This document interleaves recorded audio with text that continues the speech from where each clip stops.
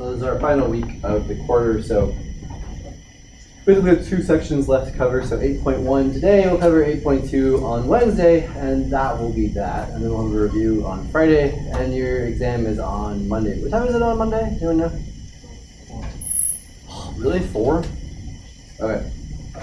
Well, that's fine. So I'll probably have some online office hours on the weekend or Monday morning too. We'll see. But anyway, also I guess I owe you guys a sample final, probably not. So somebody already asked about today. So the final exam, I'm going to make it mostly material since the midterm. Since the midterm is a little bit early in the quarter, and also you haven't been really tested, maybe quizzes and things, but you haven't really been tested on stuff since the midterm. So it'll be mostly stuff from there. I mean, what mostly means, I don't know. Like at least 60-40, I guess, in terms of post-midterm material. That being said, you should not ignore stuff from before the midterm. All right. Anyway, we'll talk about more on Friday, I guess. So we finish up our final chapter here with extending our discussions about sets and cardinality to infinite sets. So the first person to really sort of understand cardinality or to codify ideas about cardinality of infinite sets was George Cantor. So before then, infinity just meant infinite. So if you had more than a finite number of elements, you just said, okay, well, it's an infinite set, and we'll just let it be that. And, that's not a great way to do it, because I don't know if you can intuitively understand this, if this is something you thought about, but some infinite sets are very clearly bigger than others. The real numbers are bigger than the natural numbers. How do we really, qualify that? How do we really explicitly say that?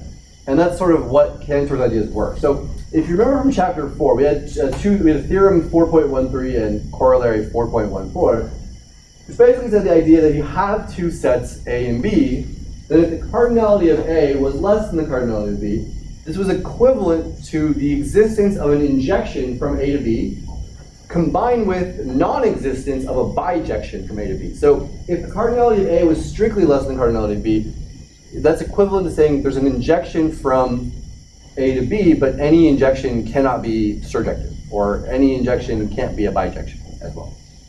Okay.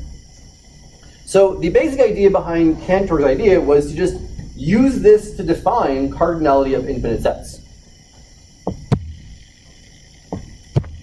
So if we have 2 sets, A and B, then their cardinalities, which we denote by, those symbols. You wouldn't say the absolute value of A and B, you say cardinality of A and B. And so you can compare cardinalities as follows. So it's weird because this definition is not really giving you a concrete definition of what cardinality is, but rather how you can compare 2 cardinalities. So the cardinality of A is less than or equal to the cardinality of B. That is equivalent to saying that there's an injection from A to B. Some injection from A to B. And we say that the cardinality of A equals the cardinality of B if there's a bijection from A to B. So, in other words, you could say that, again, just as we did before, the cardinality of A is strictly less than the cardinality of B is equivalent to saying the cardinality of A is less than or equal to the cardinality of B, and they're not equal. Okay? So in other words, there exists an F from A to B that is injective, but there does not exist a G that is from A to B that is bijective.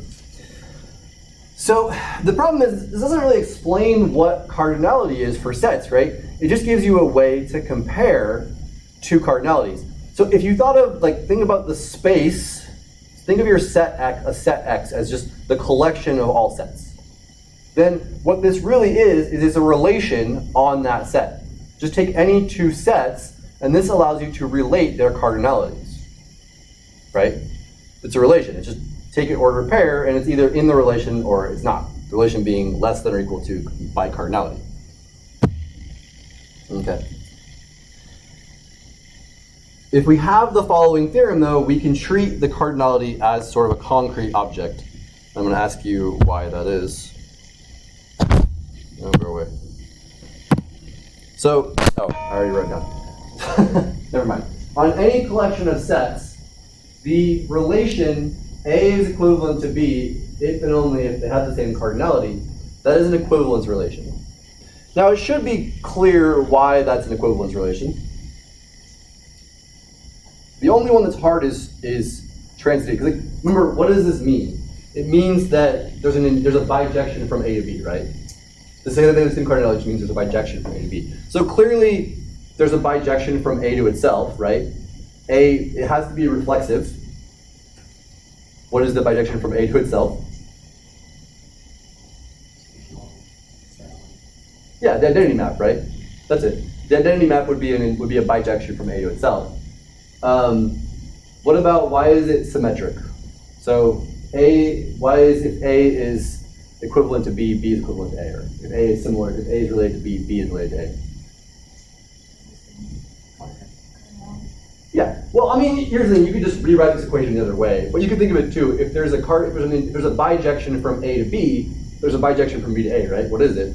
Just take the inverse of the one you had from A to B. Again, because what does this mean? It really means that there's a bijection from here to here. And then the last one is a little bit harder. Why is it transitive? Well, if A was equivalent to B and B is equivalent to C, why is A equivalent to C? Well, there's a bijection from A to B, a bijection from B to C. Take the composition to get a bijection from A to C. That's it. So it's clearly an equivalence relation. Like the proof is not given in the book, but I think it's pretty straightforward that it has to be true. So why does this make? Why can we? So before this theorem, cardinality of sets is really just a relation. We can compare cardinalities. We have this sort of relation, but it's not a concrete object. In other words, what does it mean to say the cardinality of just A? Not comparing it to B, but what does it mean to just say the cardinality of A? It means this. It means cardinality of A can just be defined to be the equivalence class of all sets A that have the same cardinality. Okay? If you remember, we did an example in class where we said 2 points in the plane were equivalent if and only if the sum of the squares of each coordinate, so like xy is equivalent to ab if and only if x squared plus y squared equals a squared plus b squared. Does anyone remember what that equivalence classes were in that? They were circles centered at the origin, right? And so the equivalence class of points in the planes were just circles. And so you can equate any one of those circles to just its radius. What is the value of the square root of x squared plus y squared for any point xy on that circle? This is the same thing, basically. The equivalence class, you can just think of the definition of cardinality to sort of just come up with a name for this equivalence class, and that is now the cardinality of the set A. So, does that make sense? But essentially, you just say, what is the cardinality of A? You just define it to be that equivalence class. Whatever that means, it's that equivalence class. Okay. It's actually, honestly, if this seems hard, it's simpler than this. So, the most basic infinite set we can think of is the natural numbers. And so we use this symbol, which looks funny in the font of slides, but this is the Hebrew letter aleph. So this is aleph not. So we say this aleph not. Some people say aleph null, but I say aleph not. So aleph not is what we just call the cardinality of the natural numbers. Okay. So we say that a set A is countably infinite or denumerable if its cardinality is the same as the natural number. So if its cardinality is aleph naught, we call it countably infinite or denumerable. So there's a lot of like words in math about this. Countable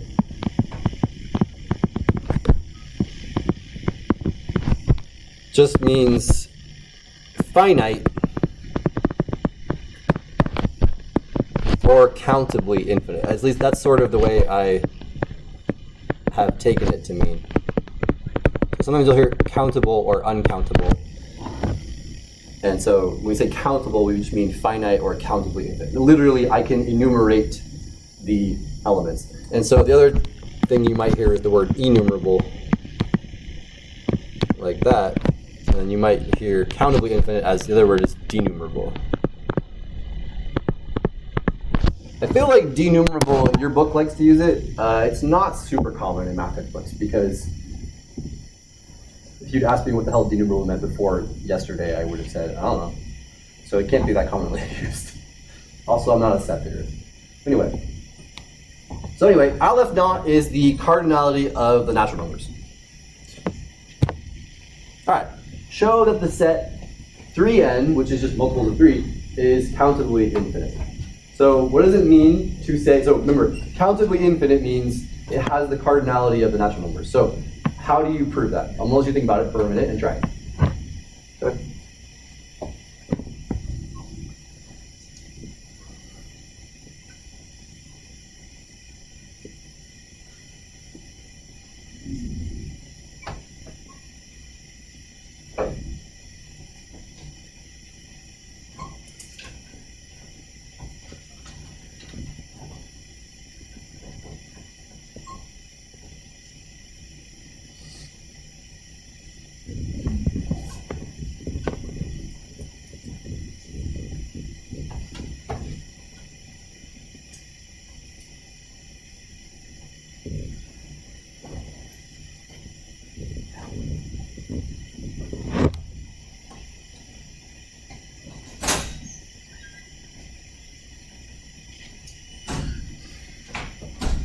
Okay.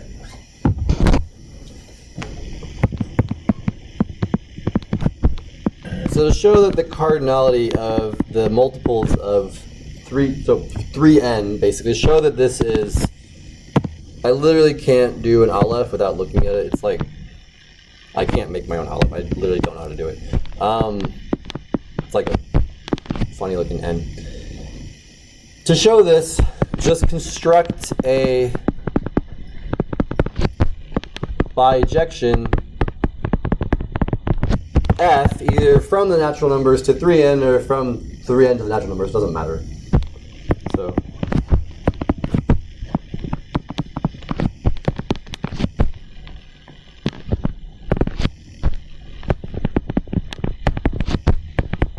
and what is it?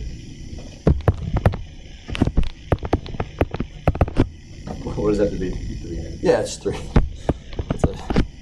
And now, I guess if you really want to be technical, you'd have to show that this is a bijection. It's injective if f of n1 equals f of n2. That implies 3n1 equals 3n2, and that implies that n1 equals n2. And it's surjective if let's say, I don't know, z is in 3n, then f of z over 3 equals 3 times z over 3 equals, that's it. So it is both injective and surjective, and that's it. That's a kind of a silly proof to show it's bijection. Obviously bijection, but like, if you want to be technically correct, you should show that it's a bijection. Any questions here?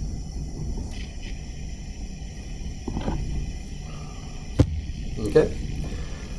Show that the integers are denumerable. So again, denumerable just means countably infinite, means has the same cardinality as the natural numbers. So structurally, the natural numbers and the integers are different, right? Because, like, for instance, the natural numbers are well ordered, but the integers are not well ordered. But so there's definitely some difference there, but they still have the same cardinality. So try to construct an injection from one to the other.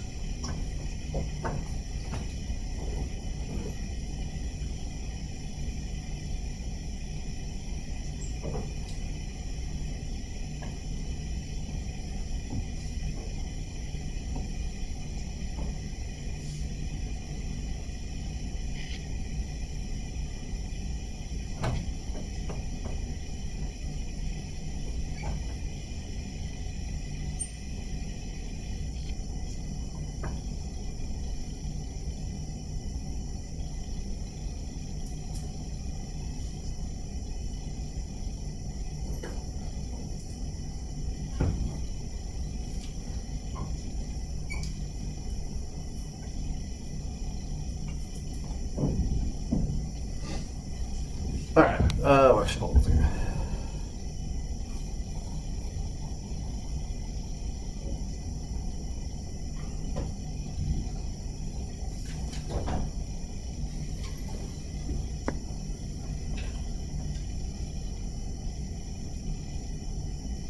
Okay. How much discussion that goes into this, I don't know. But like the basic thing you can do is just make a table. So suppose f, oops. Again, find a bijection f from the natural numbers to z. You could do this a couple of different ways. I don't know. Anyway,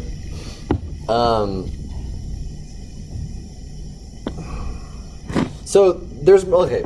Let's do this. The way there's sort of the way that Neil does it in the book is he sort of gives you a simple way and then a more complicated way. I'm going to give you the simple way that he does. I'm going to give you a more complicated way, a different way. So basically, make a table. So for n, let's do f of n. So the trick here is you do 1 gets mapped to, say, 0, and then send 2 to 1, and then 3 to -1, and then 4 to 2, and then 5 to -2, and 6 to 3, and so on. And I think what it ends up being is f of n is n over 2 if n is even, and it's -1/2 n minus 1 if n is odd. Yeah, that's right. So it's pretty clear that this is a bijection, right? He kind of makes some things that like you can try to make, and you can just make a table and you can kind of show this function, this table will just give you, if you just continue on in this fashion, it will give you a bijection. Clearly, it's going to be injective because it's never going to repeat, right? You're never going to run into one of these numbers again once you go off them. And it's clearly surjective because eventually you're going to hit every possible integer on that list, right? We're not going to miss anything. Start with 0, then it's just 1, -1, 2, -2, and so on. Effectively showing that the integers are denumerable is equivalent to just writing down a list of the integers. Can I write down a list of the integers? If you can write down a list, then it's enumerable. And that's really what it means, right? What does it mean to say there's a bijection from the natural numbers to another set? It means I can write down the numbers in that set as a list. And this is a way, if you wanted to actually explicitly have a formula for any n in the natural numbers, like what is f of n, it would be this. You could do it another way, which is not really any better. This is totally a fine way to do it, probably the easiest way to do it. You could make a function from the natural numbers to n, let's do n to n0, where f of n is just n minus 1. That's clearly an injection, or bijection, right? So this just maps, 1 to 0, 2 to 1, and so on, right? And then you can make a mapping from n0 to the integers. It's almost the same as, nah, this is stupid. I shouldn't do this. This is the same map. I don't know why I called them both f. Never mind. It's fine. Anyway, you can show that using this formula, if you wanted to, you could show that f is injective, right?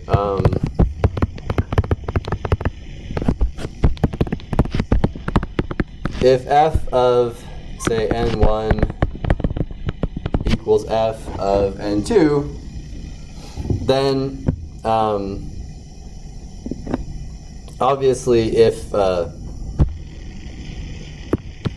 n1 and n2 are both even, well, let's say if n and n1 and n2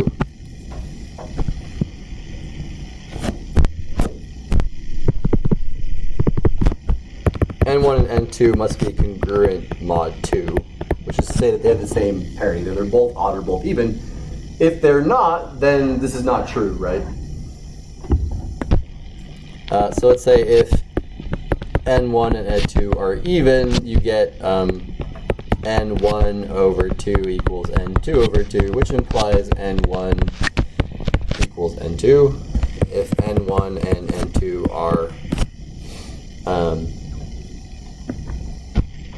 odd, then you get negative 1/2 n1 minus 1 equals negative 1/2 n2 minus 2, which again implies n1 equals n2.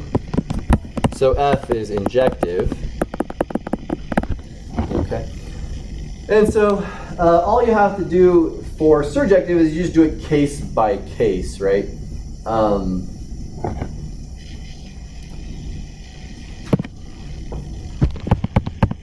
For surjectivity,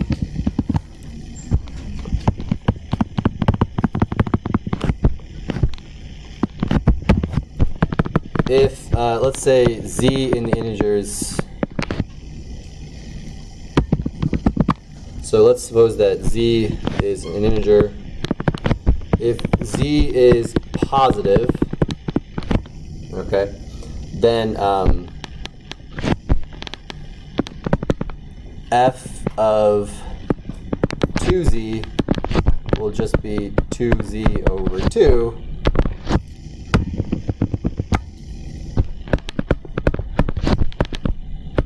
which is z, since 2 times z is an even number. Right? Okay. If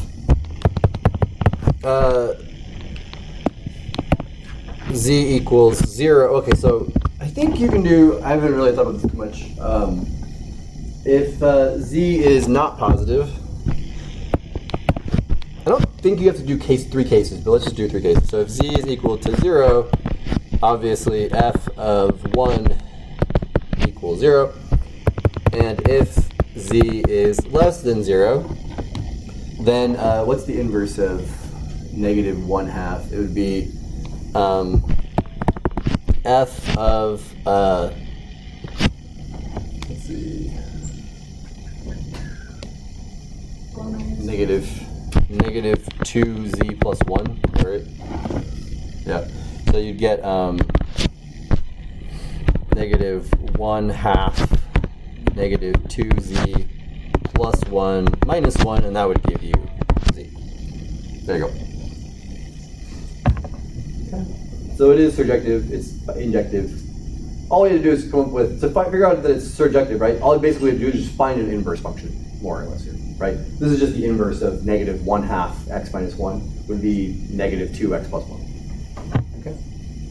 Any questions? Anyway, like I said, it's almost stupid to do the actual work of showing that it's injective and surjective. It's not stupid. You can do it sort of as an academic exercise. But I mean, it's not hard to believe that that function, if I just make that table, it's not hard to believe that is a bijection, because obviously, eventually, you're going to hit every integer on this list. And clearly, it has to be injective, because you're never going to hit it more than once. And so it's almost like you want to make sure your proofs, when you're doing proofs like this is almost too much effort. Like, you want to make sure it's clear, and you don't really need to say all this. You just have the table. Even using that formula is a little bit confusing. If you just have the table, it's clear that it's a bijection. Okay? All right. Now, that being said, the next proof is not as obvious. Show that the rational numbers are denominable. So the rational numbers also have the same cardinality as the natural numbers. Now, this one's not as obvious, right? Why should I be able to list natural numbers? It's much, much harder to come up with a list of natural numbers than a list of integers. Now, I'm going to use a proof that's different than Dr. Donaldson's because, well, frankly, I like mine better. Also, his is actually requires an extra step that mine does not. So what I'm going to do is make the coordinate plane here. Okay. And just make the integer points on the plane. So there's -1. Maybe I should have given myself a...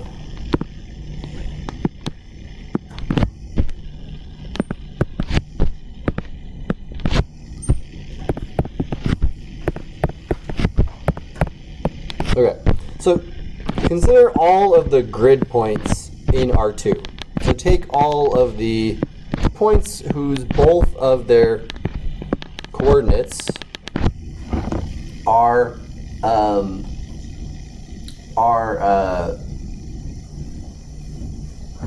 integers. Okay.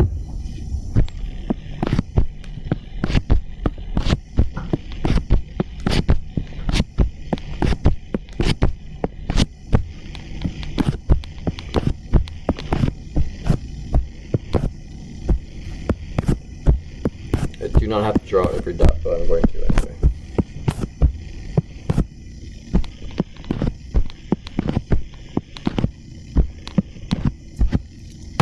Terrible. All right.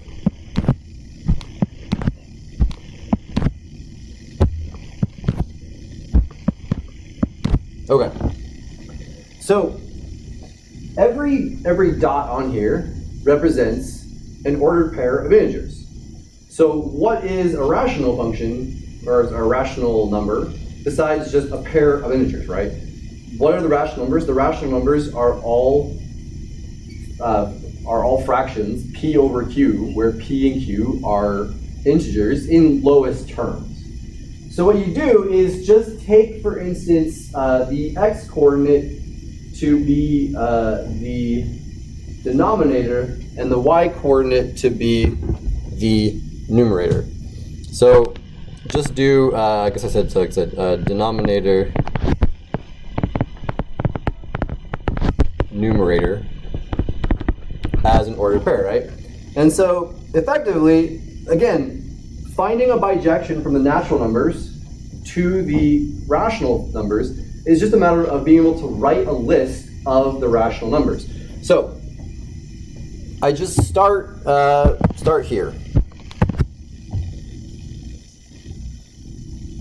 So I guess, yeah. Start right here at 1, 1. And what you do is you just make, or let's start, yeah, start there, it's fine. You just make a spiral. So this is the point, this would be the point 1 over 1. And make a spiral, so go to here. Now, if the point you get to is a valid rational number that is in lowest terms, you just make that, add that onto your list. If it's not, you just ignore it. So this would be 1 over 0. So I should have started, sorry. My brain's froze here thinking of this. Sorry, give me a second. I want to start a different spot. I want to start down here. All right. So that is 0, right? And then just go like this. This would be 1 over 1. This is 1 over 0, so just cross it out. Don't count that 1. And then you go to here. Should have been there. That's negative 1 over 1. Okay. Go down here. That is 0, but we already did 0, so don't count it. And then go down to here. This is positive 1, but we already did that one, so don't count it. This is, again, undefined, so don't count it. Then this is also negative 1, so don't count it. You're just going to skip a lot of them.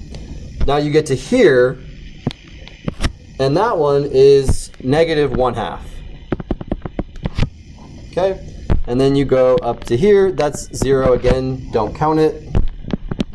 And then you're up here, and this is positive 1/2. And then you go up to here, and this would be 1 again, so don't count it. I know it's a lot of this.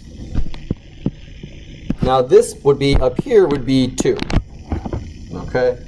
And this again is undefined. You can really just think about it, you skip whenever you cross the y-axis.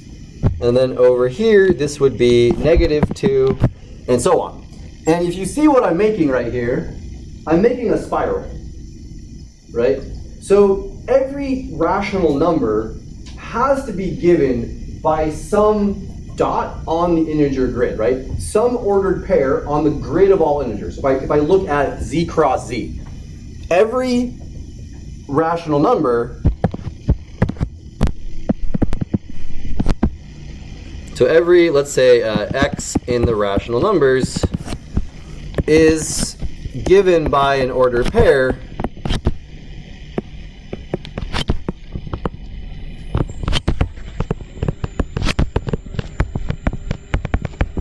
in z cross z.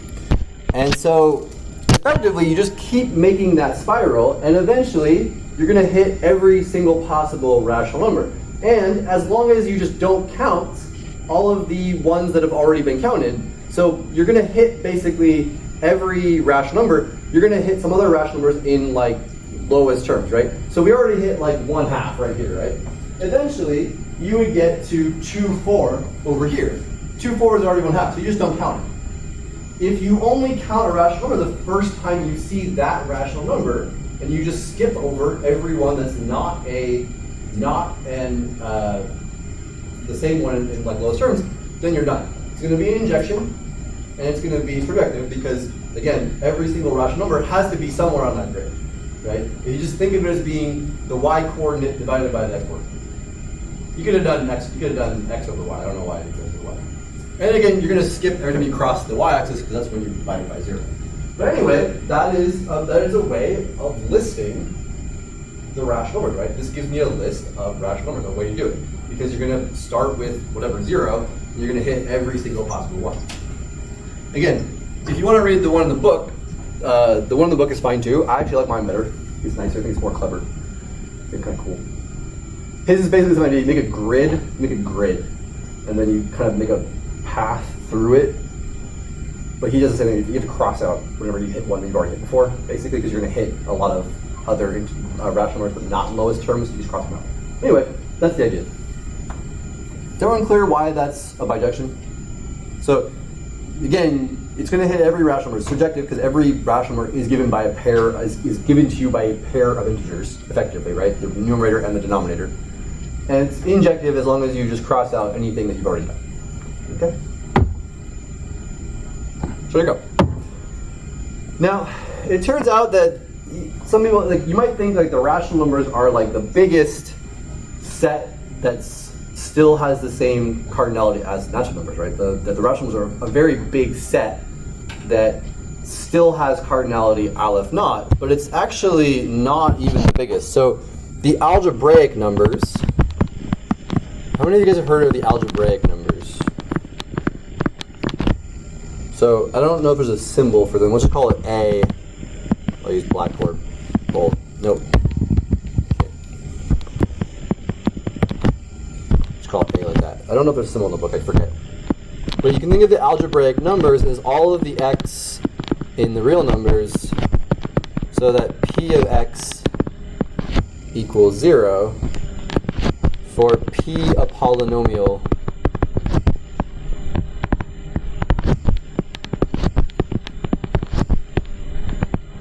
with integer coefficients. So this is a huge set. So this obviously includes some irrational numbers. It's every rational number is in there. Should be easy to believe, right? Because a rational number, so Q is a subset of that thing, right? Because, for instance, if P over Q is a rational number, then Qx minus P, just called f of x equals Qx minus P, that has root P over Q. Right? So every rational number is automatically, I should say, P and Q obviously have to be integers. That polynomial has integer coefficients and it has root P over Q. So clearly, in this case, every rational number has to be an algebraic number. But it also includes other stuff. For instance, like square root of 2, obviously, is in there.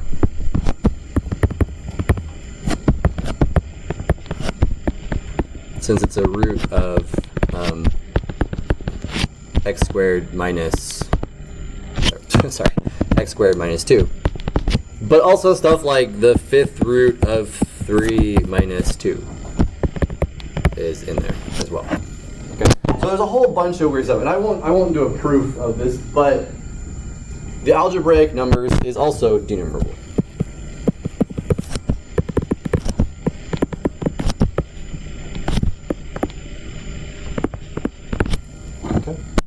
So the algebraic numbers are, it turns out, a very small collection of irrational numbers, or of the real numbers. There's still a lot more real numbers that are not algebraic. So the real numbers that are not algebraic numbers are called the transcendentals. So like pi is a transcendental. You can't get pi as a root of a polynomial that has integer coefficients.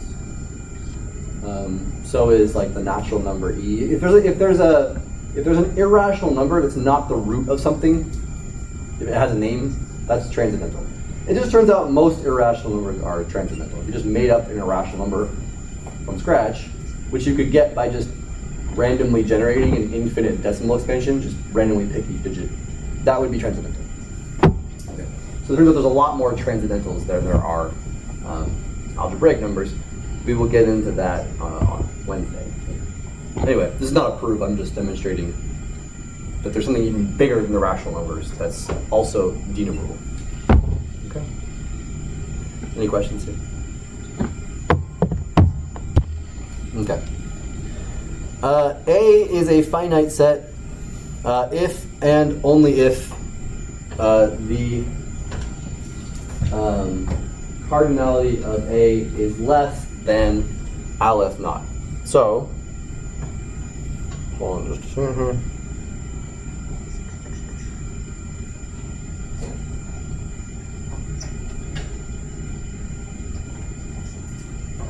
Okay.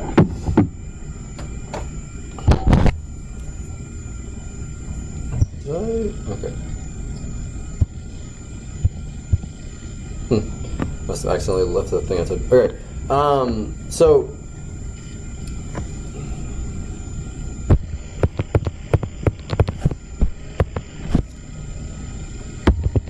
this is a, if and only if. So let's do this implication first. So suppose A is finite.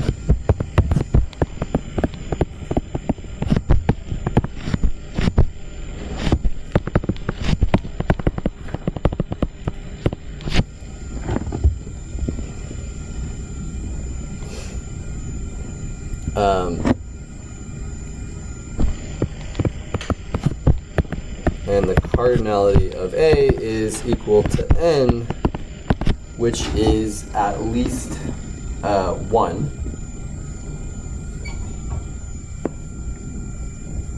So I'm going to assume that A has an element. The n equals 0 is in the exercises.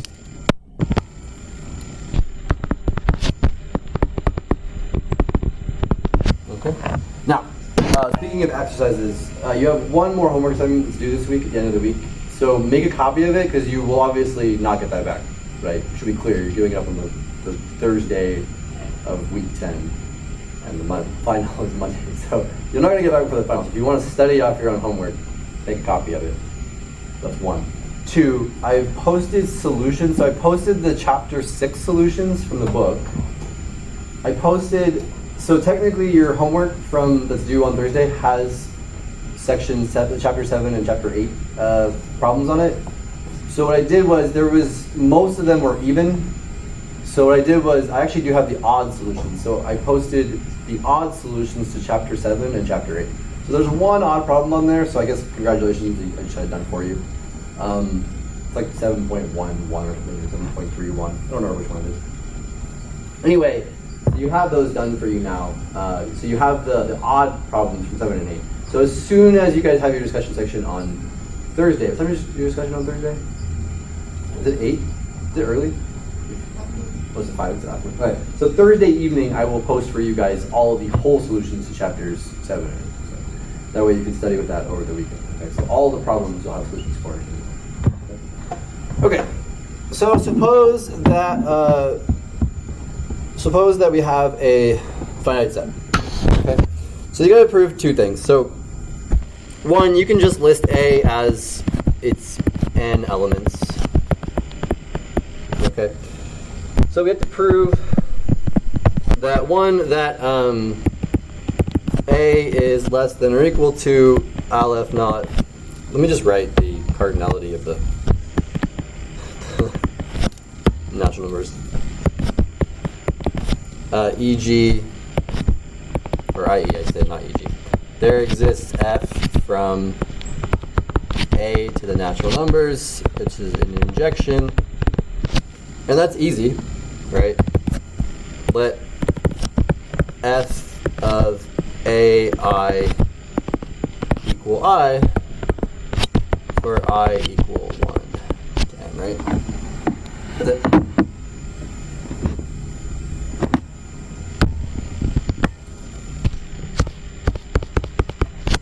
Okay, so that's the straight part. Two, the other thing we have to prove is that the cardinality of A is not equal to the cardinality of the natural numbers, i.e. there does not exist f from A to n a bijection. Okay. So this part's a little bit harder, but not too bad. So,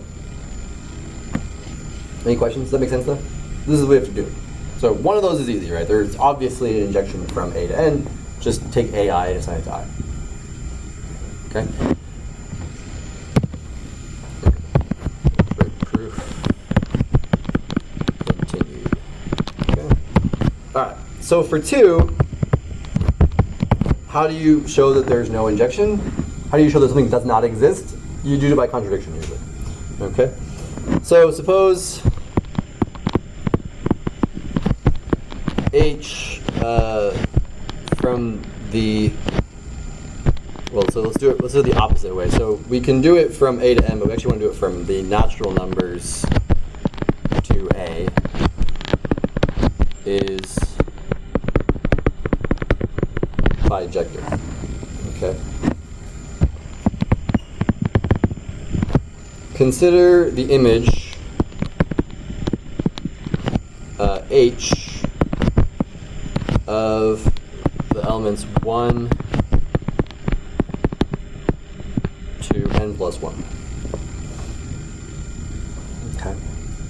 So this is just the image of each individual, the map. Where does H send each one of those things? So this is really just the set H of 1, H of 2, up through H of n plus 1. And, well, since this function maps the natural numbers to A, this has to be a subset of A. Okay. So, since A has n elements,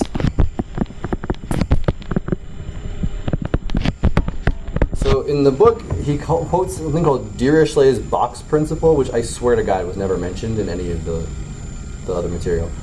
I like to call it the pigeonhole principle. By the pigeonhole principle, this is the way I learned it. Which basically just says, if I have n plus 1 things, and I have to put them into n holes, basically you have n plus 1 pigeons, and you got to put them into n pigeon coops or n pigeon holes, then 2 pigeons are sharing a hole, is what it amounts to, right? So, by the pigeonhole principle,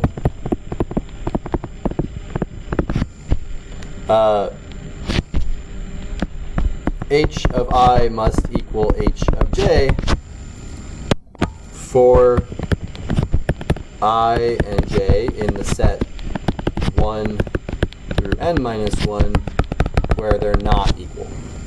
Okay? But this implies that H is not projective.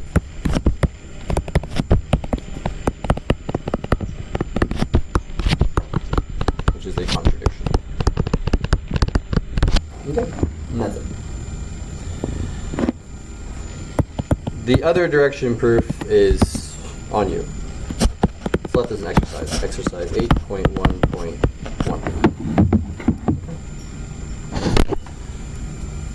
Any questions on that proof?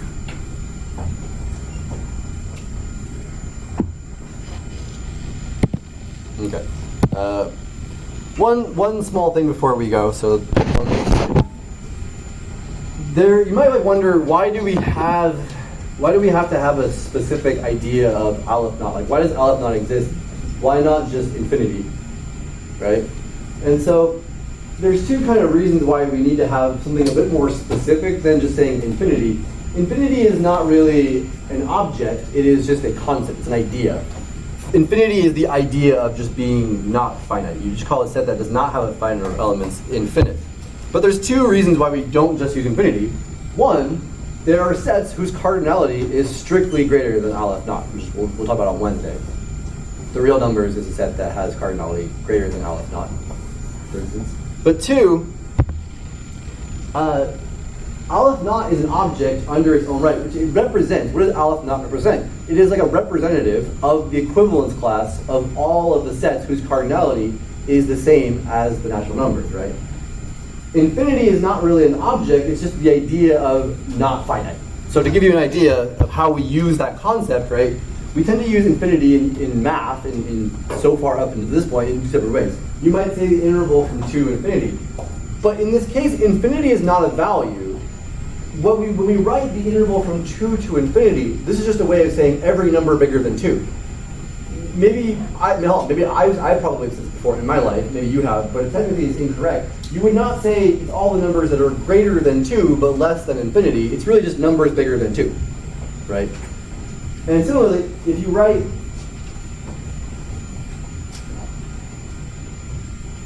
that should be an next one right there.